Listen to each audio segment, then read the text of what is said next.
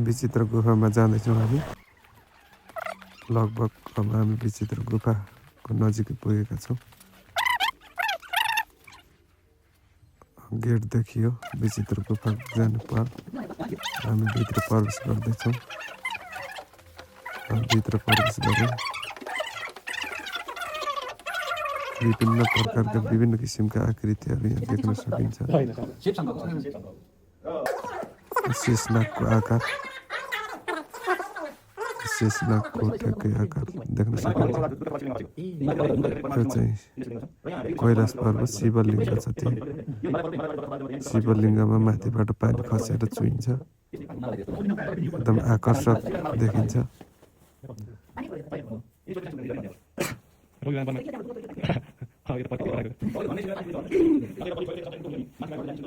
धेरै राम्रा राम्रा आकृतिहरू छन्।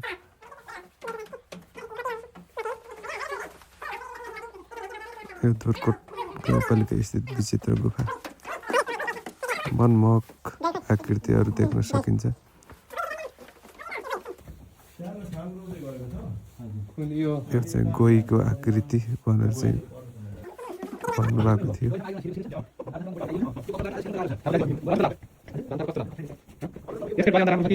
विभिन्न विभिन्न प्रकारका चाहिँ मनमोहक आकृतिहरू देख्न सकिन्छ। धेरै रमाइलो छ। एउटा पारदर्शी ढुङ्गा छ। लाइट बाल्दाखेरि चाहिँ ढुङ्गा बलेको देख्न सकिन्छ। एकदम राम्रो लाग्यो यो पनि। यो स्वर्ग जाने बाटो भनेर चाहिँ यसको नामकरण गरिएको छ।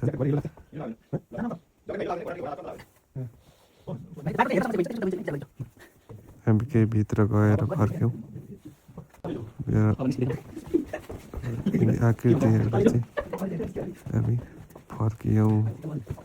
मैले यो लामो भिडियोलाई छोटो बनाएको। धेरै रमाइलो भयो। तपाईँहरू पनि घुम्न आउनुहोला। धुर्कोट गाउँपालिका वार्ड नम्बर 5 स्थित गुल्मी जिल्लाको आकर्षक पर्यटकीय स्थल विचित्र गुफामा।